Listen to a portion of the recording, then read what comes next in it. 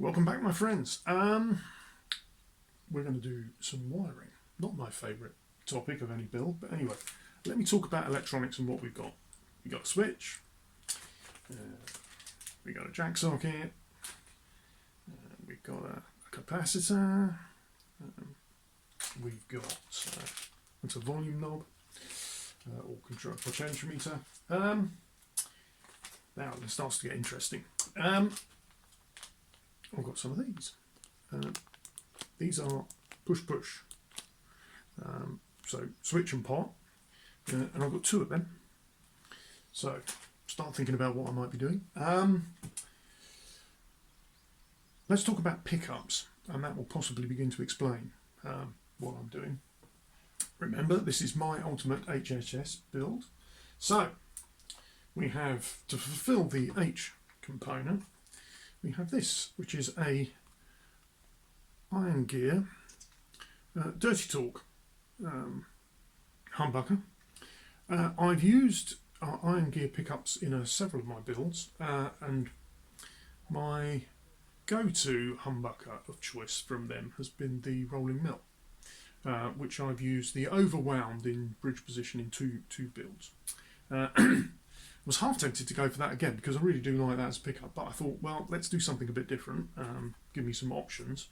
So I've gone for the dirty torque, which is a slightly hotter, some more rocky, and again, the spirit of this guitar being a bit of a rock monster, that's the plan.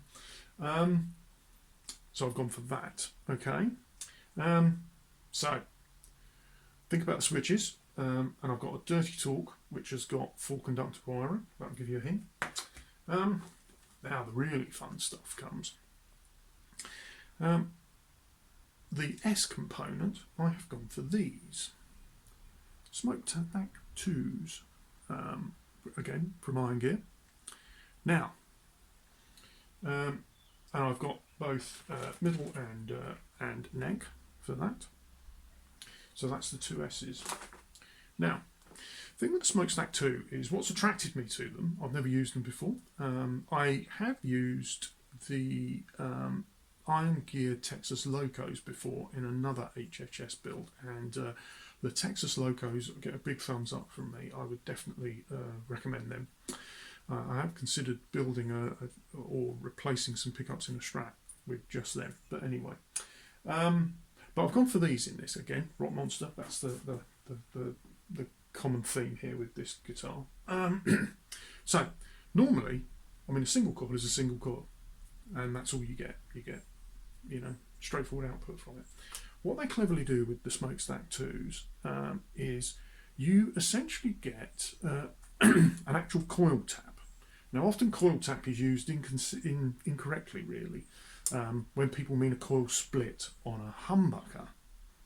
So I am going to provide the facility for a coil split on this in the bridge position so that we can get a single coily type sound out of it. Okay, it's an easy option, and it's obviously there because it's full conductor wiring, so I can shunt the non pole piece coil to ground.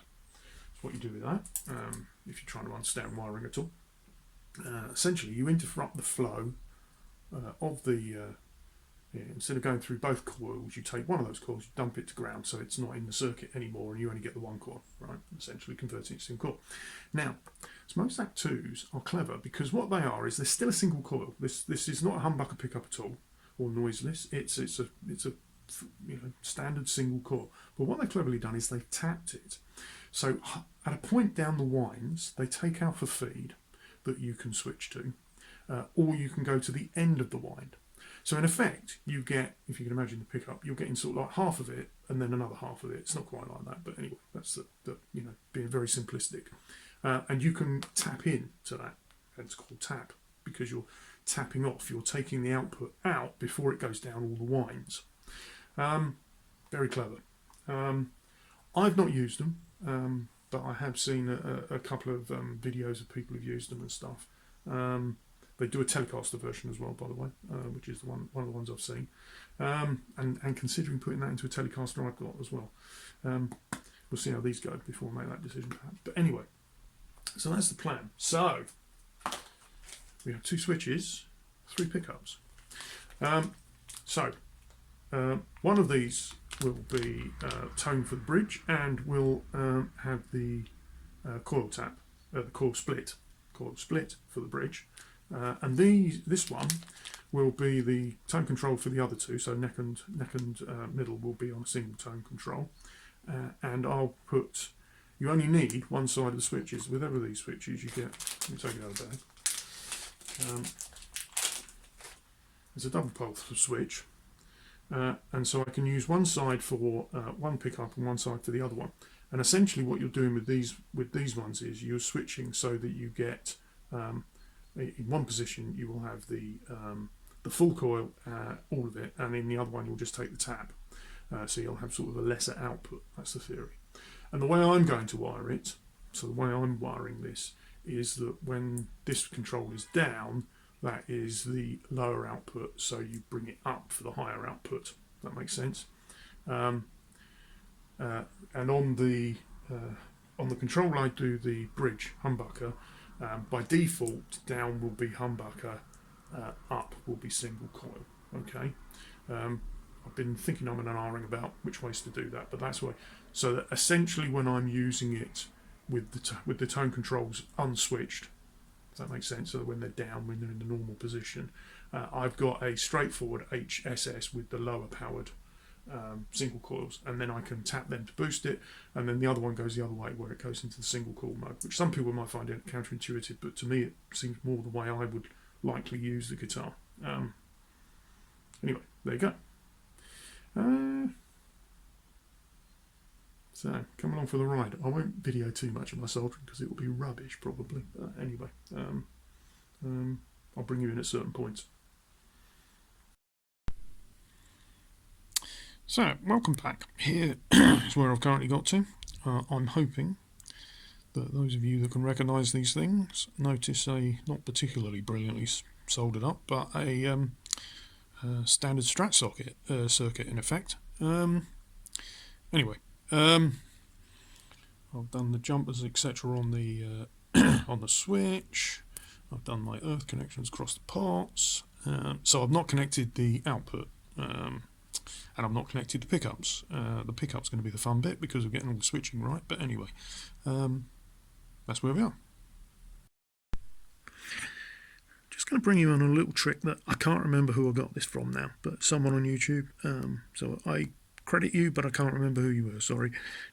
If you put the crocodile clips like that so that it holds the spring down, it's much easier. You're not fighting the spring and the screw trying to get it all on.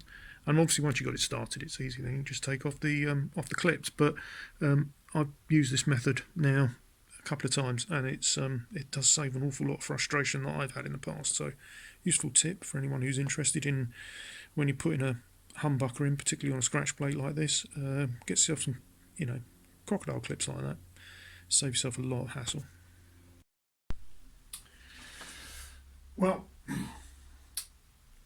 despite my inabilities at soldering, I think I've got this done. You join us just as I'm trying to do a tap test on it through this Heath Robinson arrangement of connecting it up to a little battery amp that I have here for doing exactly this type of stuff. But anyway, here we go. So bridge pickup. So we definitely have bridge pickup. Middle. Neck. You can turn it down. Nothing. So that's working.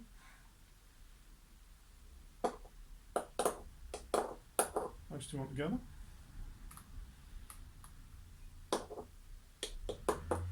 Those two on together. Bridge pickup. If I take that out, you should stop hearing that coil. So that seems to work.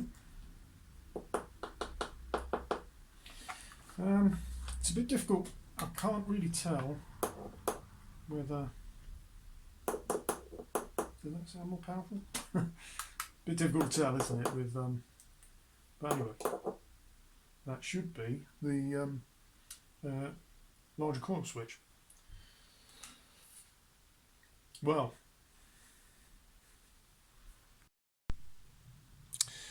I thought I'd show it warts and all. As I say, my wiring is from very, very far from the best. And then every time I do a job like this, I then regret the fact that I've decided to use the switches or whatever, because it just adds to the complexity and the chances of me screwing it up. I also have a good habit of burning other wires whilst I'm trying to solder another one in place. But anyway, as the tack test has proved, it seems to be in theory working. Probably find out more on that when we actually get it on the guitar. But anyway.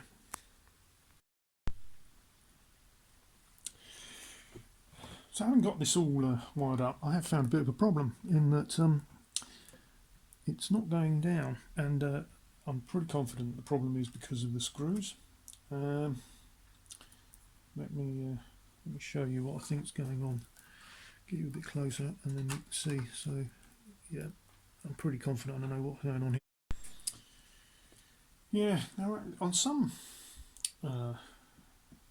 Strat bodies with HSSs in them, they put extra routes for where the legs are, but this hasn't got that. This body, this came from Luthier's warehouse, so that gives me my depth from the top of the body to the bottom of the pickup route. And if you see me putting that against that, effectively it's level with the bottom of the shoe where the pickup currently is. To be honest, pickup probably needs to be raised a bit more if this was. So what I think I'm going to do is try and cut the screws off rather than make any more holes in this. That's probably what I'm going to do to solve my problem. Anyway, we'll get that done and see where it goes.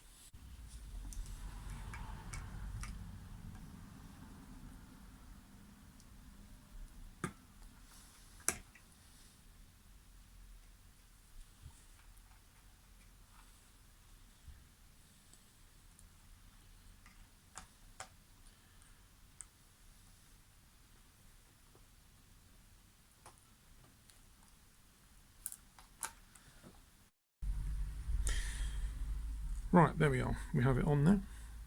So sorting out those screws was the problem, and there's also lacing the wires through. But anyway, that is now fitted. Well, temporarily fitted. Obviously, you need to take that off because other bits to do. And they'll be coming in the next edition, where I'm probably going to do the fret leveling next, and then having done that, we'll be in a position to do an assembly. So might will be all part of one video. Anyway, please come back and see you in the next episode.